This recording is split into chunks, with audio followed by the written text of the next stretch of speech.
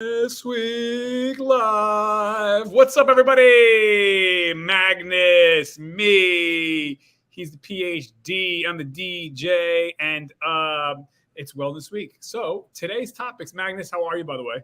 I'm good. How are you? Good. I didn't have my sign to say like and subscribe, but don't forget, folks, like, subscribe, hit the notification, tell your mom, tell your friend, tell your neighbor about Wellness Week. Okay, we are closing in on our 100th show, so big things are happening here. Okay, so we have 2 to 3 topics today. Number one, I want to talk about what are some of the things that I guess dieters do wrong, by way of rushing in or seeing their diets the wrong way or getting to it at the wrong point or the wrong timing in their life. Yeah. And then how to reduce inflammation naturally in our lives, in our bodies. And then if we have time, 3, what did we learn from our parents, if anything, about healthy eating habits? Some parents, but we, what did we learn? And we can share some of those things. Okay, so let's go to number 1.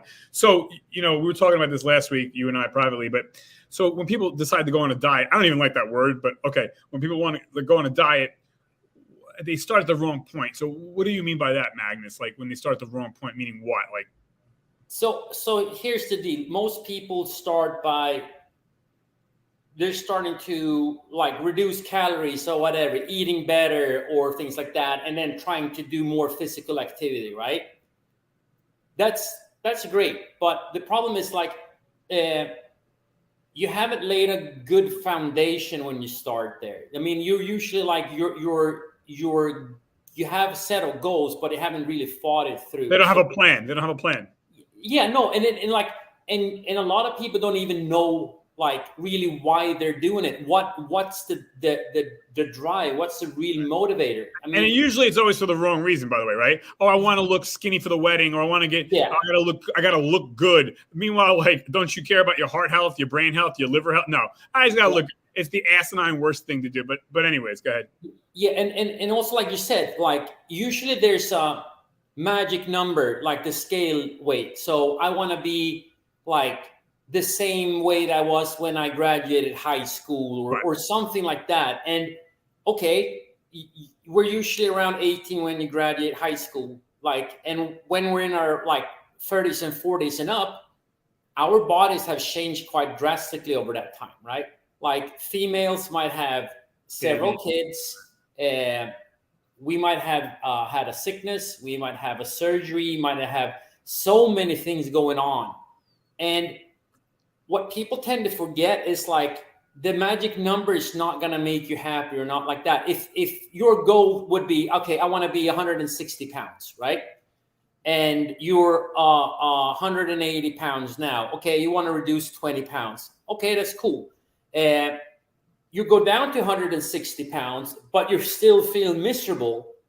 That's not the 160 pounds are not going to make you happy. It's maybe over that time, 170 pounds would be better, and you're feeling awesome at that weight and how you're living, your lifestyle and things like that. So why not stay at 170 pounds instead of trying to reduce 10 more pounds and then feel miserable again, but for other reasons? Right. So get a plan, basically, is what you're saying. Yeah.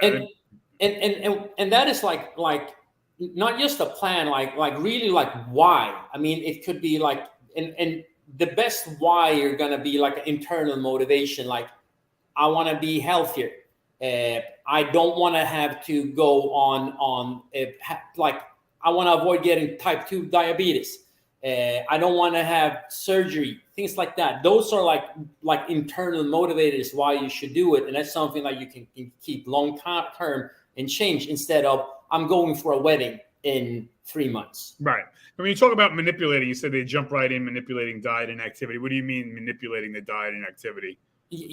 Basically, and that's what people start on. It might be calorie counting. They're just looking at trying to reduce calories. And that's also most people think that the more the better. I'm going to end up with quicker results, right? Which is dead wrong. Right. It's we should be just under maintenance and gradually reduce it over time instead of just cutting out. Okay, I'm cutting out 1,000 calories. Then what? Right. I mean, if you're eating 1,000 calories and you're stuck, you're not getting anywhere. are you supposed to eat even less, or are you supposed you're already like running a marathon a day? Are you supposed to run more? But I think it also goes back to talking to somebody like yourself, a nutritionist, or I would not talk to a doctor about my diet, but they're good for other things, but not diet. I would say, talk to a nutritionist or a dietitian, get a trainer, because you're saying cutting calories. I know you know this, but sometimes eating the wrong foods, and even though you're consuming less calories, those wrong foods can inhibit you from actually losing weight too, because you're eating all of these toxic foods still. Yeah, I would say you see that a lot, because a lot of people are like, I usually call it like the Band-Aid diet or whatever. They're trying to keep their same lifestyle as they were doing, but they're trying to eat like low fat or low calorie or low sugar products instead, that are mimicking these like desserts and stuff like that. right. And that is like, okay, it's like if we're going to we have a drug addict that's trying to get rid of, like, stop using drugs, right? Oh, let's give them heroin light. Like, really? Like, Right. we're talking about, again, it comes to a mindset switch, that you're the way you're living at this point in time. Yeah. And if you continue that way, it's not going to be a good road to travel down. Yeah. And I would say, a plan has to include, what you bring into your home food wise, and how much sleep you're getting, and, proper, really. I think people also think like diet, they only see it as a binary tunnel where it is just calories in, calories out, numbers. It's like they look at it as solely this myopic like numbers game, and that's the wrong way. It's like when you go to war, you're not just going to send the army in. You're going to send the Navy, the Air Force, the Marines. You're going to use satellites. So you're going to war, so to speak, to better your life. It can't just only be a numbers game. How is your sleep? How are your relationships? Exactly. We're not even talking about exercise yet. So I mean, we haven't even started talking about food, because again, and this is a mistake a lot of people do too. They're not ready to go into a fat loss phase.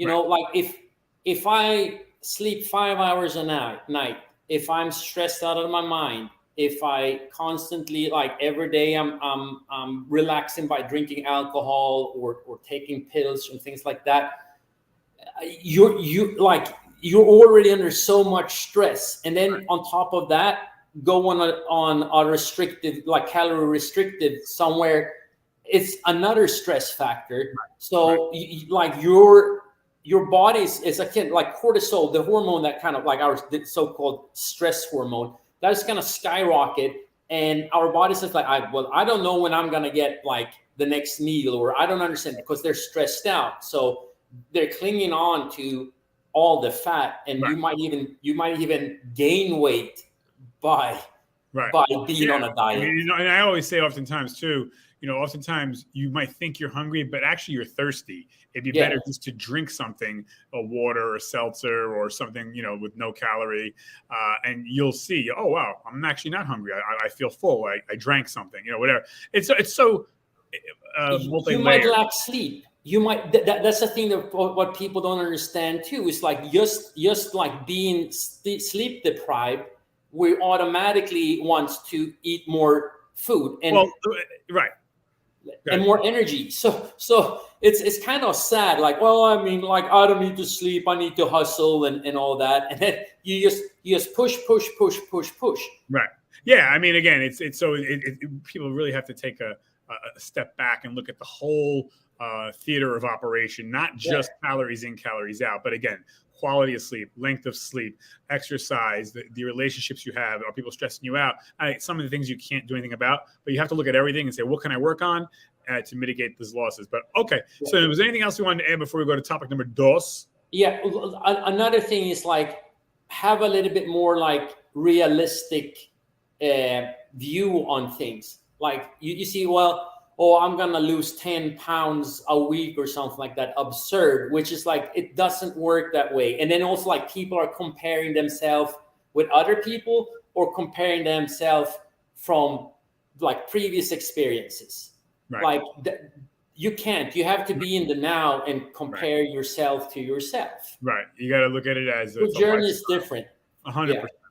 All right. So now on that topic, so let's talk about, we'll jump a little bit here, but what are some of the good health habits that you learned from your parents? Now, my parents particularly were not health nuts by any stretch of the imagination, but I did glean some things from them. They never told me anything, but just watching. So like my mother likes fruits. So I got that from her. She didn't tell me to like it, but I always see her eating a pear or a peach. And, my dad tried to work out here and there, and throughout his life, never really did more than a day or two. When I was a child, I said, oh, Dad's working out. I want to be like Dad. And so that kind of got a seed in my mind, like exercise, I should do that. So those are the things like from my parents that I learned.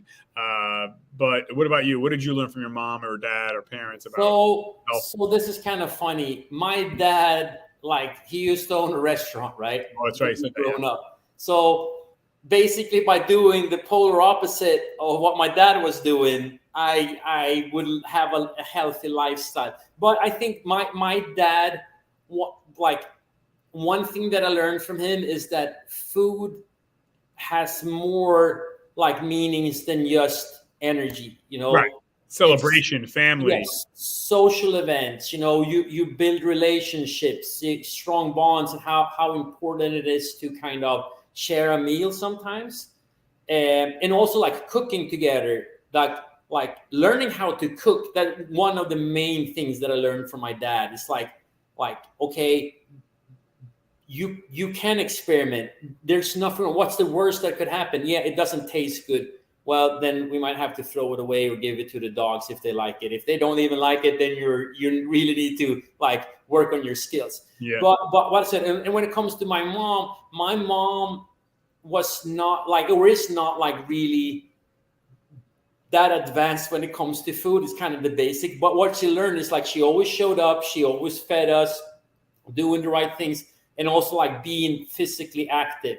Like when it comes to my mom always walks like her dogs 3 times a week. She's out in the garden. She's doing all these things. She's like still running up and down ladders, painting the house, things like that. And yeah, so she's pretty hardcore when it comes to that. So yeah. I mean, unfortunately, I've learned a lot of bad things from my parents, which again wasn't their fault, but they lived a life of, and they still do, unfortunately, of a lot of processed carbs. They don't eat natural carbs from vegetables and nuts. They eat a lot of processed carbs, your bread, pasta, and cake, and cookies. And unfortunately, I lived like that for, 30 something years. But yeah, so my parents, listen, my parents are good people, like everybody's, but or most people's, but no one's perfect. So, but yeah, they were big, and they still are on just a lot of carbs, and so that's not a good thing. But anyways, so. But it's just another thing. Like for my grandma, for instance, she was a good cook, and she also was really good at baking, and my sister kind of followed that up. So my sister's good at baking. My sister's also good at cooking food. So it's kind of funny when we're together, or like. Now it's more when my mom and my sister's together. My sister, or with like when we're the ones that cooking the most. My mom, like, this is fine though. I mean, because my mom has made so many meals for me over the years. So why not like cook for her nowadays? 100%. Yeah, and obviously there's a place in one's life for cake and cookies. I'm not saying never eat that, but unfortunately the American diet is people are eating cake and cookies and bread and pasta multiple times a day when they should be getting their natural carbs from vegetables. Anyways. And also like looking at it, different generations, like, so for instance, the FDA in Sweden, they were like, when I grew up, they were like, oh, eat like 6 to 8 slices, or was it, or like 8 to 10 slices of bread a day, and like drink milk, and like a lot of things like that has changed over time. So and also like remember, like looking at our grandparents, like they did not have, or same thing with our parents, they did not have all these like Franken foods, like the kids today are they got up and moved more and things like that. Yeah. I mean, I see it now. Like I lived on all processed carbs for 30 years. So every day was cereal, which is garbage. Every day was bread. Every day was orange juice, which is garbage because there's no fiber in it. So all these processed high sugar. How I didn't wind up obese, I was thinking to myself, it's because we grew up in the 70s and 80s, and I would play for 10 hours a day. So I burned off all that stuff, but today kids have the same diet, but they're sitting mostly. Yeah. And here we go. A quick question. Is any of your parents like overweight? Oh yeah. My mother and father are both obese. Yeah. 100%. So and they were skinny when they were in their 20s, but the high carb diet, and it's unfortunate, not sorry to cut you off, but I'm not my parents' daddy and mommy, but I've had conversations with them in the past, and I'm like, Dad, Mom, like the bread, the everyday, the bread, the cake, the pasta. This is why you have type 2 diabetes. This is why you are obese. It's they have very little vegetables. They eat very little meats, and they the one good thing is they only drink water, so that's a good thing. But like we didn't even talk about exercise yet because they do very little of it. But but the processed carbs is literally killing my parents. I like so many Americans. So my parents unfortunately have been, at this point, they've been more clinically obese than a healthy weight the majority of their life. And I'm like, damn, man, it doesn't have to be that way. And that's a segue we're going to get into inflammation. But you wanted to say something? Yeah, one thing I read a kind of scary fact the other day is that if one of your parents are obese, you have a 50% chance to follow in their footsteps. Of course, because they're going to feed you what they're eating. You're a child. You're going to eat. If both are obese, it goes up to 80%. Correct. 80%. Go ahead.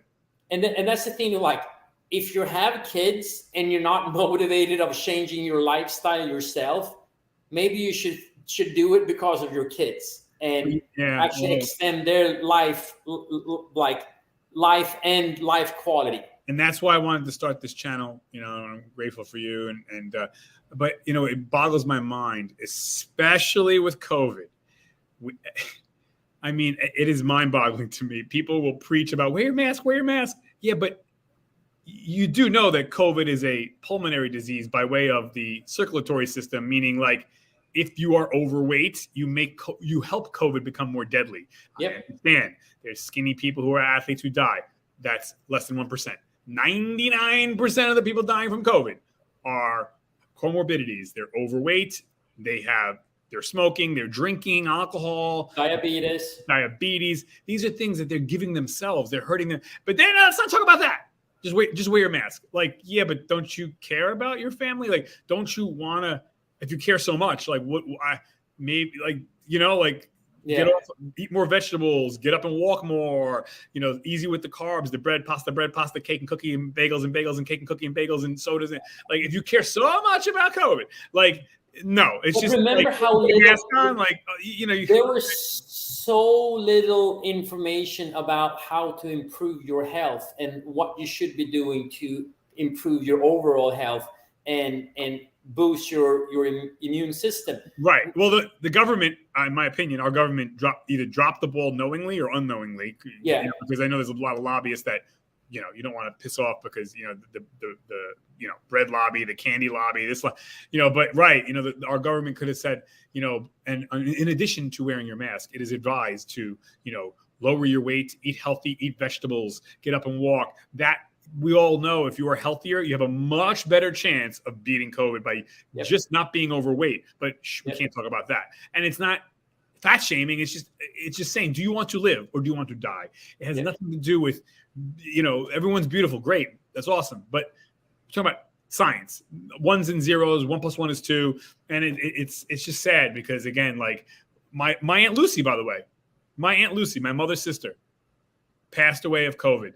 And I had so much shit going on in my life when she passed I can't even get into it, but I wasn't even able to properly mourn her. I'm still like mourning her now. Actually, it's been almost 2 years, but she was my close aunt. Like, she helped co-raise me, like a very, very close aunt of mine. And it breaks my heart because she didn't deserve to die, but facts are facts. She was overweight, type 2 diabetic, ate bread, pasta, cake and cookies and bagels and bread, pasta, sit all day, sit. And, the type 2 diabetes and being overweight is what did her in. It wasn't the COVID, because the ironic thing is her husband, my uncle, big time walker, every single day out walking, a little bit different of a diet, not by much because they live in the same house, but that one critical thing of him getting up and moving around every single day, for most of his life, that saved his life, because they both caught COVID. Yeah. And one lived, one died. And, and one didn't have the type 2 diabetes. One didn't have the overweight situation. And my aunt, unfortunately, did. And again, she didn't deserve to die. But just looking at it as an adult, mature conversation here, she did not have to die, and it just breaks my heart. And it pisses me off when people, rightfully so, whatever, wear your mask, get your shots, all for it. Anything else we want to talk about? Anything else? No? Okay. That's it. Like, what about, how we live, how we are hurting our immune system by constant shit food. We don't have to talk about that. Like that is why COVID is so deadly. That, I know that, but it boggles my mind why we're not allowed to, or people don't want to hear it, but it's just like where you're. Anyway, so let's segue into. While we're on that note, remember, this is just a conversation between two friends. We're not giving any medical advice or anything like that. So remember that we're having our conversation about a topic that we care about. So. See?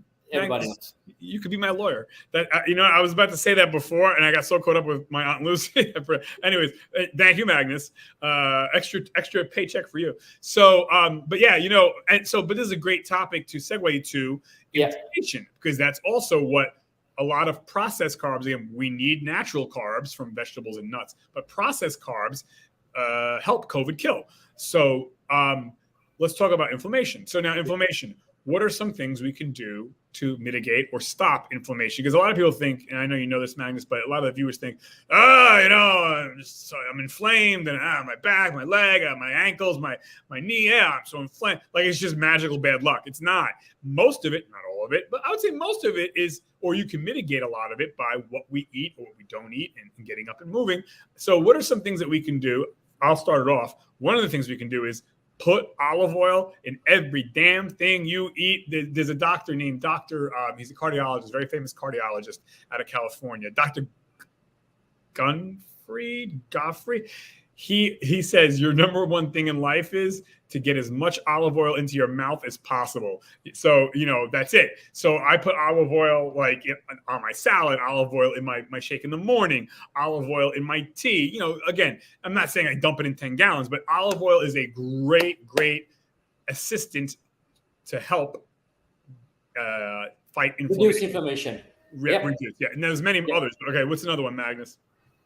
So for me, I'm always like, well, the best thing is to not make it happen to start out with. So it's a lot about like lifestyle, like that. And again, I don't know how many times I've said this, avoid all the processed food, too much sugar, alcohol, over-the-counter drugs, if you don't have to. Not sleeping enough, all those things, of course, are super, super important. So the one thing that I would really point out again is the lack of sleep, how that increases inflammation straight up. So get your sleep, be well rested, because during that time is when your body is resetting and recovering.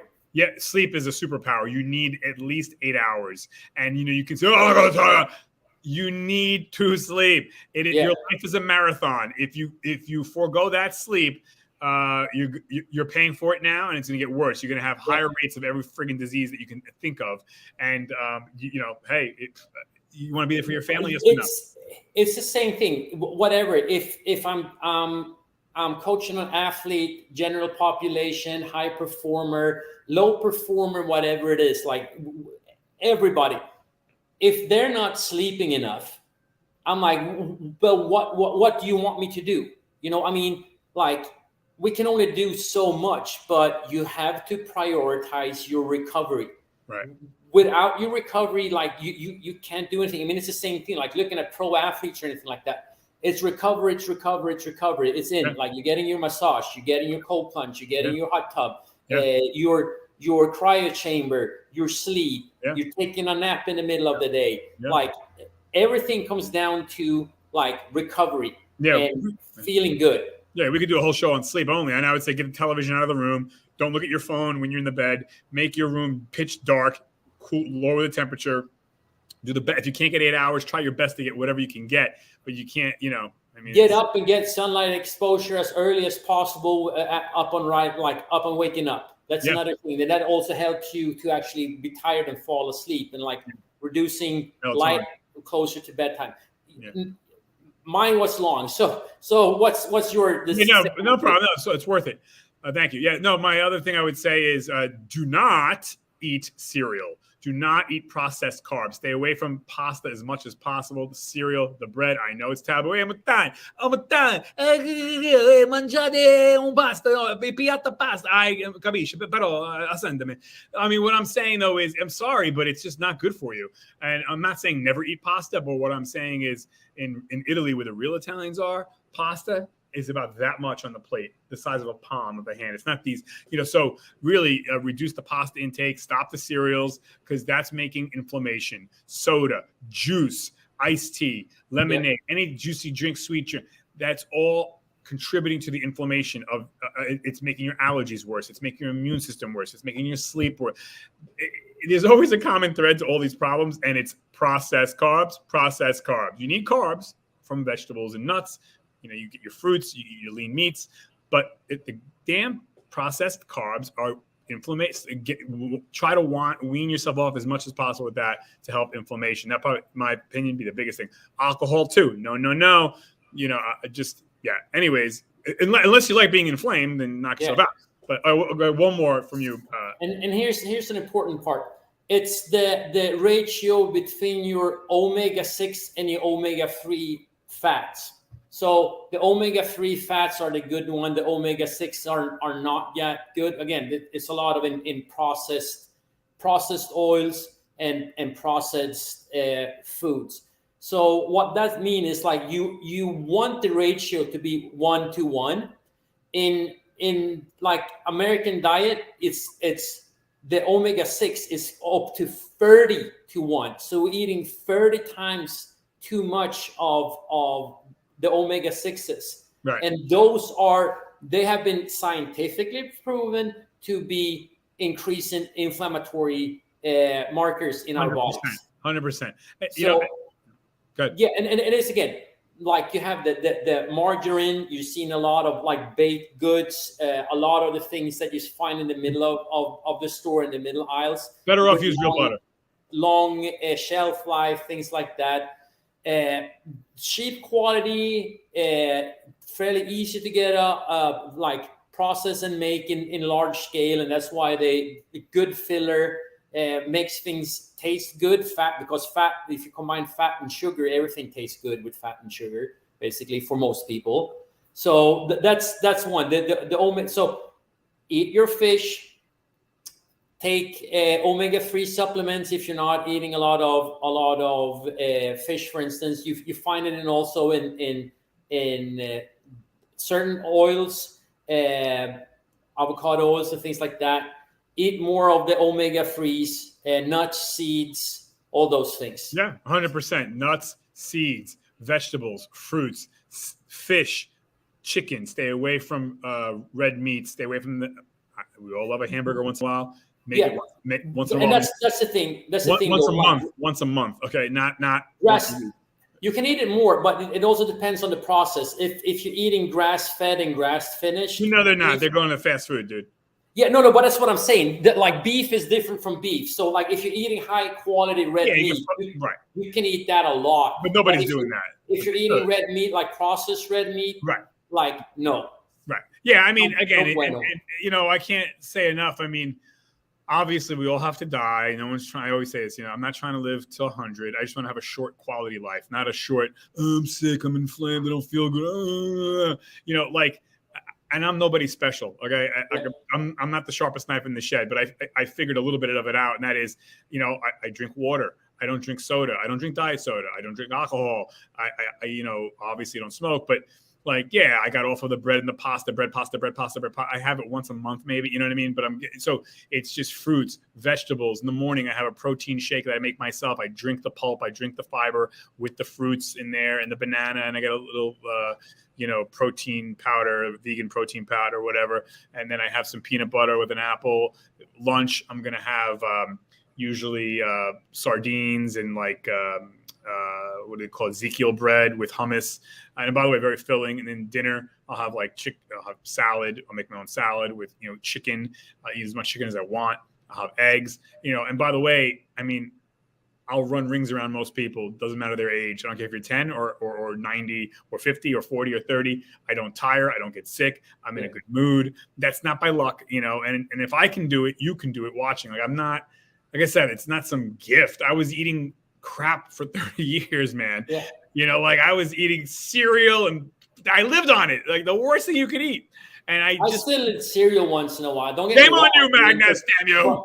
But I see that more as a dessert. Like it's not breakfast for me. No. It's the same thing.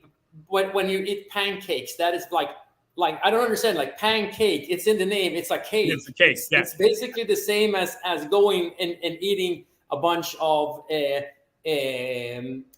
muffins or right. Yeah, it's. And by the way, I have pancakes once a month. I'll have pancakes. But my rule is this: pick a day, whatever it is, Friday, Saturday, Sunday, Monday, whatever day you want. Pick one day. Is my opinion. Pick one day a week. Eat garbage. Eat the cereal, the bread, the pasta, the cookies, the cake, the bagels, the pizza, the soda, the wine, the beer, the chips.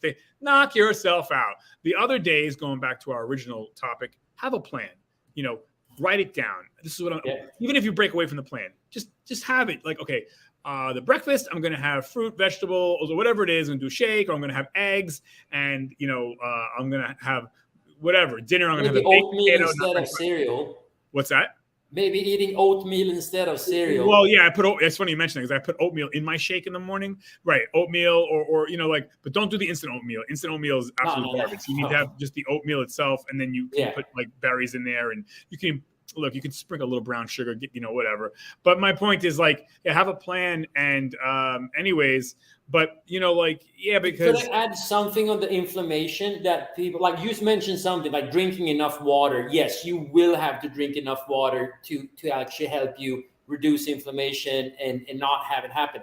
But I will also add like overdoing things. Like you see a lot of doing a ton of high interval training, or that you're doing long steady state cardio. I mean, you're out running 10 miles a day and things like that. The problem is that those activities puts a lot of stress on your body and increase inflammation. Yeah. So if you're doing it like constantly doing it and overtraining and things like that, you are gonna suffer from having an inflammation too. Right. So it always comes down to the magic word, and I know you kind of semi-hate this word. It's balance. Right. No, you need right. Yeah, I mean, it's what is balance? Yeah, that is up to you to kind of figure out what works for you. And you might need help to do it. But dude, I mean, we all know though, like soda or diet soda, absolute cancerous death, liquid cigarette shit. Like, my opinion, don't even let it touch your lips. Now, I might have it twice a year, like that, or again, the cereal's horrible. The I don't know, just once a week, and then start from there. I mean, because your body, by the way, again, I can't say it enough. It's not a punishment. You're gonna feel like $1 million if you think you feel good now. You're gonna feel amazing, and then watch magically. You're on less medications. Like, it'll happen, so, and you're just going to feel like $1 million friggin' dollars. So it's not to hurt you or make you feel like crap. Like I said, I was the bread and pasta and cake and cookies every day or every other day guy. Now, maybe once a month, but my body doesn't even want it. I feel like, again, our bodies are Ferraris. I'm not putting 87 octane in the Ferrari. I'm putting 93 octane in this Ferrari, and you feel better. You just feel great. I mean, who doesn't want that? Again, it takes time, and it's okay to fail. I'll have my cookies every so often too. Like, I had, by the way, confession, somebody saw me while I was out, one of my friends, and I bought M&Ms today. You know what I mean? Yeah. Now, M&Ms is garbage, but it's my whatever once a week thing or once a month thing. So But again, I don't see that as a problem because that might be one of your non-negotiables. It's like, Right. well, at least you're not eating a bucket of M&Ms every single day, and that's Right. the difference. And also this the magical word moderation. It's like anything in absurd amounts is probably not healthy. And even like we're talking about like water or whatever it is, like it comes to a degree when that is not healthy either. Right. So like balance. I mean, I enjoy eating peanut M&Ms, ice cream, things like that. I eat, like when I eat it, it's usually small, like a little piece here and there, you know, like I might have 10 M&Ms and I'm happy. That's it. That's the problem. When you say balance or you say small or you say in moderation for one person can mean something different from moderation for the other person. So you have to really spell it out for people. That's why I like to say 1 day a week, eat crap. Rest of the days, you're not. So that's it. Like I think people can grasp that because when doctors make me laugh, get some moderate exercise and try to eat better. Well, what does that mean, moderate? What is this? What does that mean? Like, you literally gotta spell it out for people. Like, anyways, but but looking at it, like if you're doing like for me, like spelling things out, like physical activity, I would suggest people walking at least 7,000 steps a day. That's an hour a day. That's about an hour brisk pace walking, and then like I have a like I like resistance training, strength training. So I usually tell like go and lift weights around three times a week, about half an hour up to an hour the most, or play tennis or whatever it is that you enjoy doing. But do something that you get a sweat on and you activate yourself a little bit more. Even if you don't sweat, get up, move. You got to do it. It's great for your body, your mind, your health, your gut, your immune system, everything. Anyways. Walking is so it's so overlooked for because it's not sexy. Health and fat loss and body composition. Right. Like you see, like people that are out walking are usually like they're healthier, they're leaner, they're less inflammation. 100%. And it has been like there's a correlation between the amount of steps you take and like mortality. The more steps you take, the less mortality risk you have 100%. In basically everything. Yeah, 100%. No, I agree. So no, absolutely. So all right, we solved the world's problems, but as always, there you go. But we didn't solve anything. That's right. No. But like I said, we all try, we all fail. No one's perfect. Neither am I. Neither are you. And but yeah, man, no, that's cool. So we're gonna wrap this bad boy up. I'm not sweating, but I'm in a different compartment of the facility. But anyways, but yeah, Magnus, as always, thank you. And thanks everybody for watching. Don't forget, if you have any questions or comments, we'd love to hear from you guys. Come on. Text. Share, subscribe, comment, like. That's right. You want to know what you think too? Yeah, and listen, there's a heat wave, especially here in the East Coast.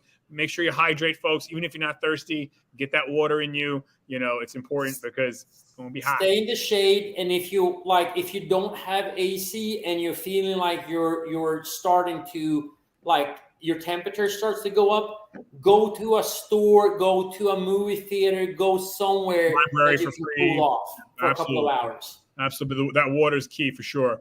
And drink it even if you're not thirsty. You just keep hydrating. Yep. All right, guys. Thank you, everybody. Magnus, thank you. I'm going to sign us.